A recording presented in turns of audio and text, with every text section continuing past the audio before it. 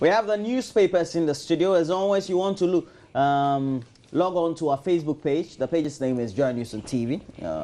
We have the Ghanaian Times. You have a couple of messages you want to read about women? Is it about the women? Yeah, I have women messages because I called for it, just trickling in like that on our WhatsApp page, which is 0560-800,000. I'll start with this one, which says, Happy International Women's Day to all women, especially my mother and all Ghanaian women. More of such messages coming on to the show. This one says, I want to thank my mom, Rose Anoche, for being the rock behind me. Even though she fights me a lot, I know she wants the best for me. I pray that want my woman? I can finish her house I started last year and get her a car by next year, so help me God. And it's from Ginia Marino at Asari Bediako SHS in Accra, Kerry. Thank you so much for what you're doing for your mom. Mothers are amazing. A friend from Kenya, okay, sent you something. I'll take a look at it. But right now, let's do some International Women's Day messages. Good morning, Mavi and Roland. Marriage is an institution created and blessed by the Creator himself. So let everyone strive as much as possible to find himself or herself a right partner to join this endowed and blessed institution of God. Bambakia, Samed in Fombisi, and I don't know why you're sending this on this day, but thank you for the message. You guys looking nice and you're dressing. On a more serious note, I don't support the yearly celebration of Independence Day at all. How can we celebrate when people are dying of meningitis in the country? How can we celebrate when there's massive unemployment among the youth? How can we celebrate when there's a huge labor unrest in the country? How can we celebrate with these high tariffs in the country? And you asked so many questions. Samuel from Wale Wale, reasons why we shouldn't be celebrating Independence Day. We thank you for your message. Those are your thoughts, your opinions. You're entitled to it. Okay. Costa Paga, I am right here. Right here. Roland, what paper are we starting with? We're starting with the Daily Graphic. It has on the front page, Nana Kweku Sapong, the Omahene of Agogo traditional area, and the Attorney General and Minister of Justice, Marietta Bru Apiaopong. And it's a story attributed to Nana Kweku Sapong. It says we need a new constitution. The story is on page 3 of the paper. Quite interesting. I don't know whether I know the whole refrain in the last 10 years has been about how we need certain amendments, especially for the entrenched clauses in the constitution. But this whole now talk about a new constitution, I don't know how it goes. But it says the Omahene of the Agogo traditional area, Nana Kwame Kweku Sapong, has called for a new constitution that will reflect the realities of the Ghanaian system. He said the current constitution was a blend of the Westminster and the American systems, which had failed to tackle the realities of the Ghanaian situation. For him, rather than resorting to a constitutional review, a team ought to be put together to draft a constitution that will serve the development, social, political, and economic needs peculiar to Ghana. Well, he was sharing his view to mark, the independence celebrations. And we know Nana Kweku Sapong was a student at Accra Academy and witnessed the declaration of independence at the old polo grounds. Interesting.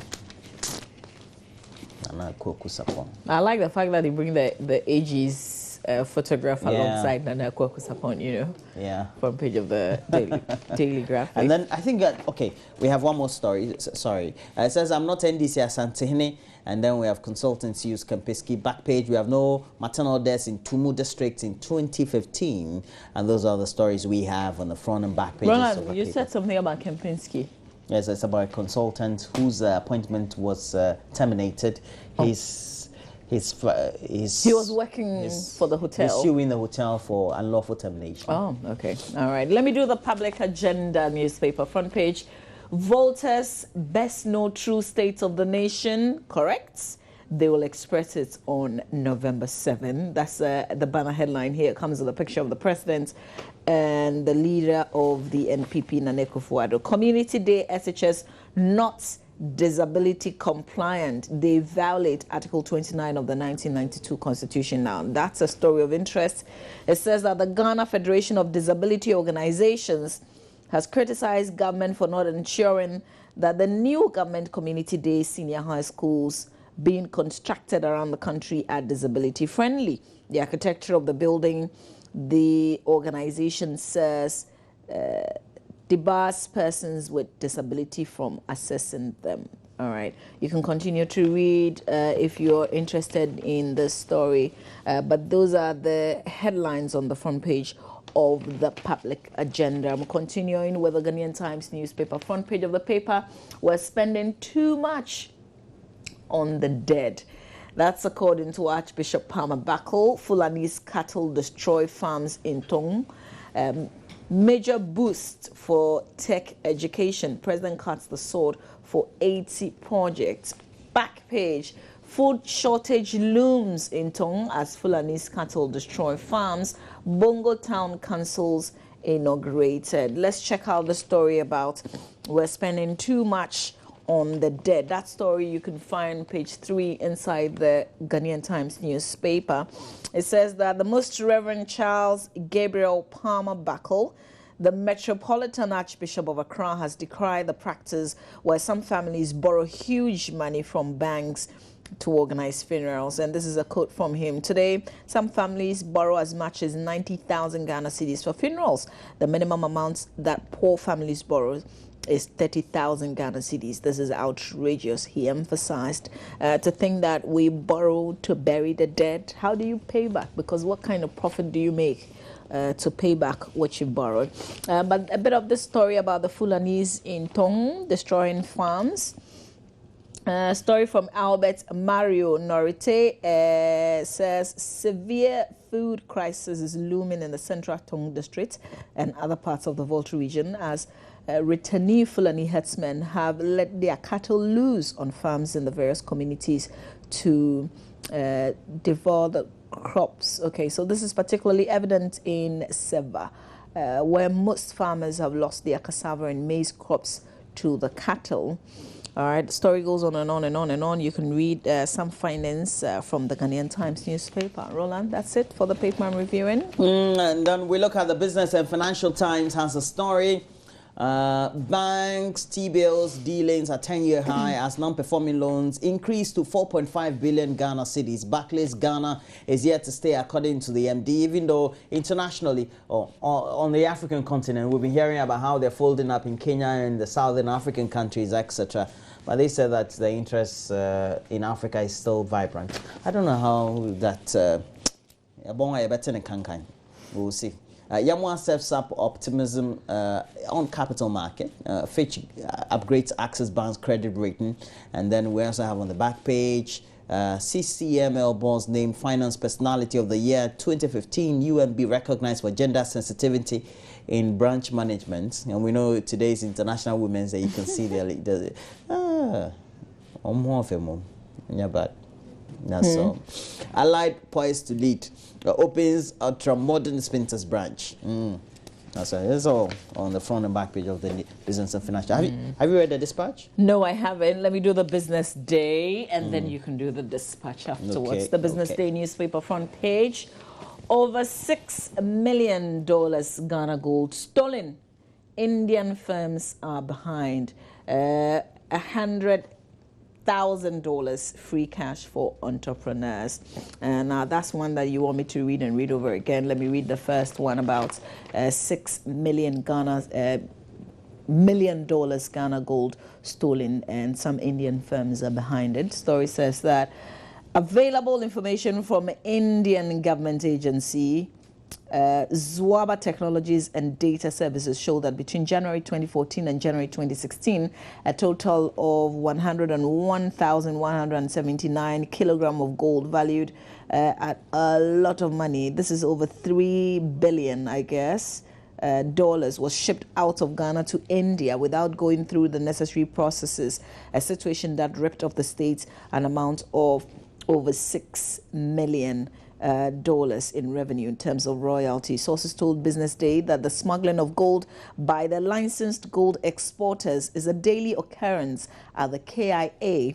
It was said that the companies do this to avoid paying the appropriate taxes to the state and also to avoid repatriation of the gold proceeds back into the country. This is goes to put undue pressure on the Ghana cedi. This is definitely a story of interest. You can grab the paper and read the rest of the details. But the Sith and Zisha price application phase is now open, and the search is on to find 12 of Africa's youngest, most innovative social and business entrepreneurs under the age of 22 to compete for some $100,000. I won't tell you the rest of it. Grab the paper and then you can read. Back pages, some sport news. Benedict will be here to give us a lot more. Grants monitors Asamoah recovery in Italy. Newcastle close in on a champion. 2017 AFCON qualifiers. CAF fixed dates for Ghana versus Mozambique tie. Roland? Front page of the Daily Dispatch has a story. Nana aired on Ridge Hospital, Kukubako, Nana Ekufuado. Ridge Hospital cost, and we know that he made some this and other comments as well, all included in that very reaction to the State of the Nation address and the real State of the Nation address by Nana Addo Dankwa Akufo-Addo, and following that also that very press conference by the NDC Chief Scribe or General Secretary Johnson Esiedu Nketiah. And then we also have President Mahama on March 6 celebrations, and those are the stories we have on the front page. Back page, it says we are all responsible for our gains and our failures, a story attributed to President John Dramani Mahama, I believe, called from his speech on Independence Day. Have you done the Daily Guide? I haven't. Let me do the Finder. The Finder newspaper, front page of the Finder, ex-DCE for others hot over alleged procurement fraud. National single window to save economy $200 million. Government pays 24.75% yield on 5-year domestic bond. Korle Bu Eye Department closed down for construction works. Let's first touch on the story about the DCs, ex-DCs who are hot. It says that 3 staff of the Wassa Menfi East District Assembly in the Western region have been interdicted on alleged procurement fraud in the award of several contracts running into millions of cedis. The interdicted staff are Abdulaziz Jafaru, District's Coordinating Director, Frank Taylor, District Finance Officer, and Felix Esiedu, District Works Engineer. Mr. Stephen Baidu, a champion, the former District Chief Executive, and Sak Al Hassan, the former District Engineer, who have been implicated in the alleged procurement fraud, and the 3 interdicted staff have been picked up, interrogated, and granted bail while investigations continue. And you can continue to read the rest of the story in the Finder. This bit about the Korle Bu Eye Department, this came up sometime last week, but let's see, maybe there's an update on it. It's on page 5 inside the paper. It says that from Wednesday, March 9, that is tomorrow, the Eye Department of the Korle Bu Teaching Hospital will be closed for additional construction works. The additional works will see an upgrade of the ventilation and cooling systems, as well as other civil works in the department. These were contained in a press release issued by the Public Relations Officer of the hospital, Mr. Mustafa Salifu. According to him, the work, which is expected to last for 3 weeks, will ensure the adequate safety of both workers and patients and further improve the overall work environment. He seized the opportunity to apologize to the general public for any inconvenience the closure will cause them and appeal to them to resort to the police, 37 and Ridge hospitals for care during the period. So take note, the Eye Department of the Korle Bu Teaching Hospital will be closed from tomorrow, 9th of March. They say they are going to be doing some upgrade of a sort, and it will take about 3 weeks. They're asking every person to go to the police hospital, the 37 military hospital, or the Ridge hospital. Roland, do your Daily Guide. Okay, we have a front page of the Daily Guide. The story, GNPC blows 5 million Ghana cedis on rent. We also have Wiguved ISD accepts blame for errors. And sometimes you read some of the things here. I don't think it was printed in Ghana. Oh. Apple rewarded for Nana Job, MPP. And then we also have, okay, so we've looked at, which other papers do we have? I think we've looked at We're everything. done. Okay. Let me read some messages on WhatsApp. Good morning, Mama V and Roland. Happy belated Independence Day to you and to all Ghanaians. That's the first point. Thank you very much. And happy International Women's Day to all women in Shatta Wale's voice. From Fred in Somanya. Roland, can you do that? Happy International Women's Day in Shatta Wale's voice.